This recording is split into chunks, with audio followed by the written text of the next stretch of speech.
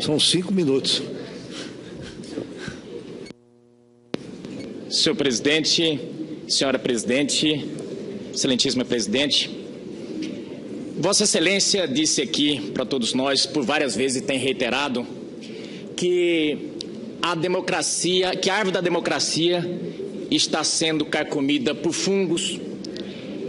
E eu digo, presidente, que o que está carcomendo a árvore da democracia não são fungos. Na verdade, ela nunca esteve tão viva.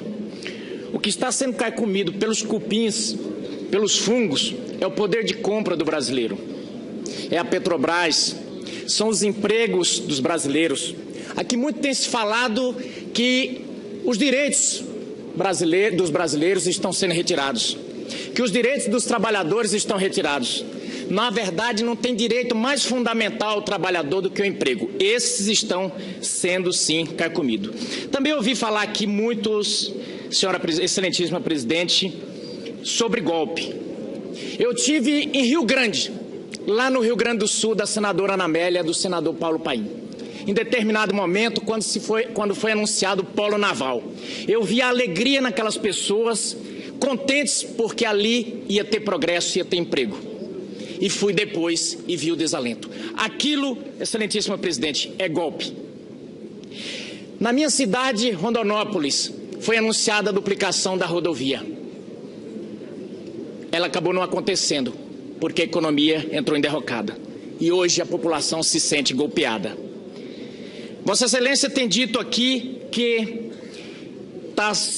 não recorreu ao STF porque está respeitando a instância do Senado Federal. Eu digo, qualquer servidor público, quando se abre um processo administrativo, ele pode recorrer sim ao judiciário se ele se acha que está sendo aviltado em seus direitos e brecar aquele processo. Então aqui o que está havendo não é um golpe. O que está havendo aqui é a democracia em ebulição. E na verdade, eu tenho visto muito foco nas pedaladas nos decretos. Lembremos que esse é um processo híbrido, político e técnico. E vejamos bem, está sendo focado como se fosse um fatorzinho, como se fosse uma coisa pequena. Não foi uma coisa pequena o que aconteceu aqui no Brasil. Na verdade, a economia derreteu e não foi por culpa dos outros. E remeto aqui a duas personalidades de renome internacional. A Luiz Inácio Lula da Silva, que falou: essa crise é uma marolinha.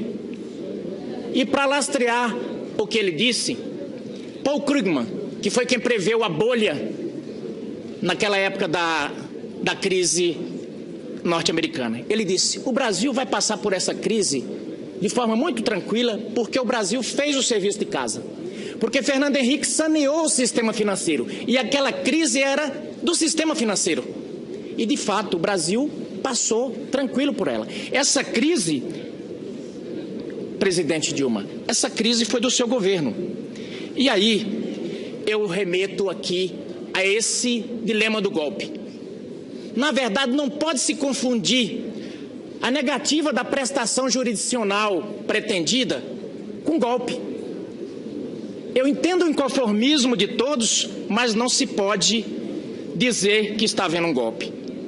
Eu tenho visto aqui dizer que foi o melhor governo de todos os tempos, todos têm dito, mas na verdade, o que levou a chegar à tempestade perfeita desse momento é que a economia derreteu. E aí, todo governo, seja ele presidencialismo, parlamentarismo ou monarquia, ele é sustentado num tripé: base popular, base política, apoio político e que a economia funcione bem. Se esse tripé não funcionar, cai monarquia, cai qualquer regime de governo. E aqui diz, mas nós não estamos num sistema parlamentarista. É bem verdade. É bem verdade que não estamos. Mas, por esse motivo, qualquer governo cai quando tem, no regime presidencialista, quando tem uma base jurídica. E nesse caso tem de sobra. E aqui está o motivo de sobra: as pedaladas fiscais. Isso foram. E pedalada fiscal, ela é crime. Nós temos a subsunção do fato à norma. E nós temos uma lei que tipifica o fato. Portanto, nós temos um crime. e é por isso que a senhora presidente está sendo cassada. Por isso eu pergunto, se Vossa Excelência vai continuar com as lampanas contadas na eleição de 2014. Agradeço ao senador José Medeiros, devolvo a palavra ao eminente presidente da República. Bom, cumprimento o senador José Medeiros. Senador, é importante para efeito que a gente está tratando aqui, né, inclusive para essa discussão de golpe ou não golpe, que a gente se atenha à acusação, senador. Qualquer outras considerações a gente pode, inclusive, discutir em outro momento. Mas eu não vou aqui, senador, fazer uma discussão tão ampla a ponto de discutir o que aconteceu em 14. Eu quero focar mais no que nós estamos aqui discutindo. Queria dizer ao senhor que,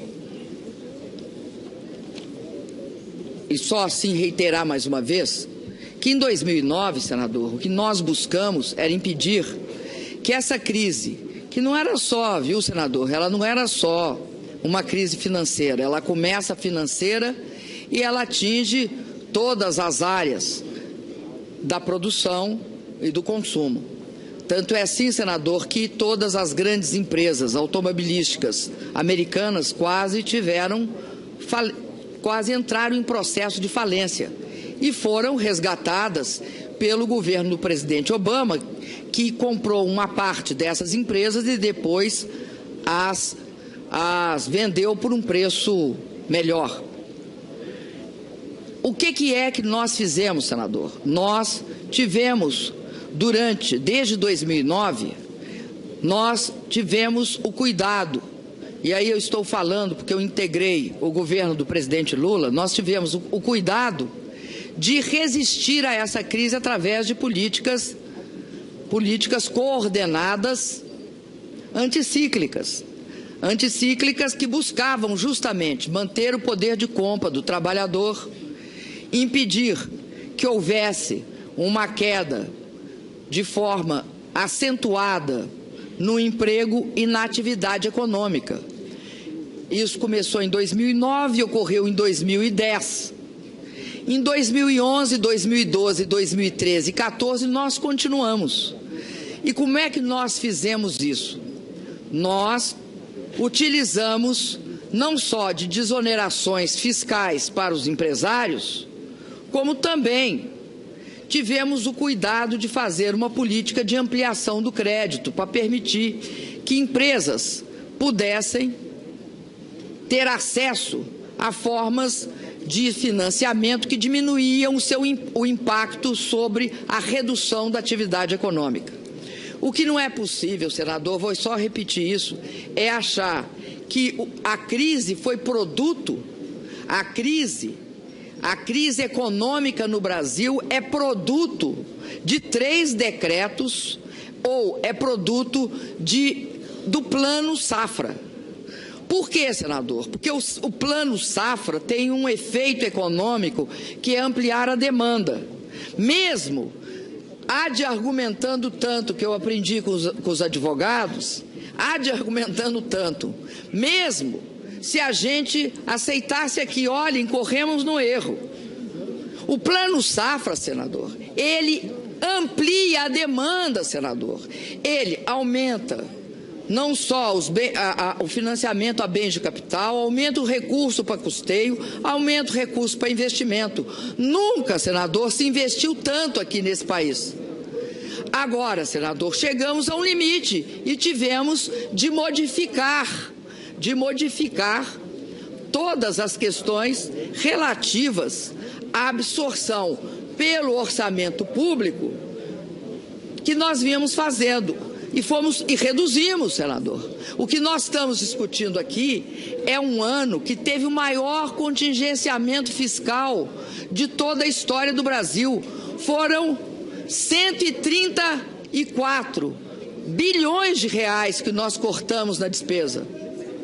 A partir daí, foi crescendo esse processo. Por quê, senador?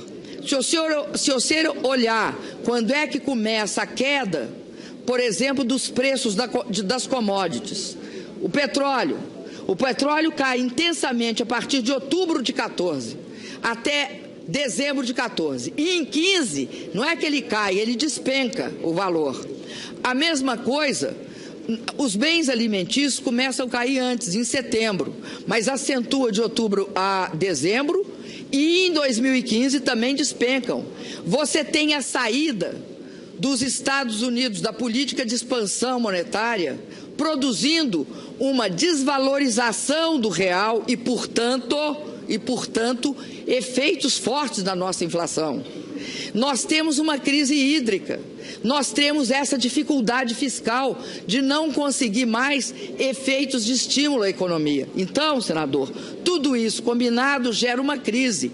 Não é possível aqui se achar que é o Plano Safra que gerou a crise, ou que gerou a crise 3 decretos de crédito suplementar. Não é compatível com a realidade isso.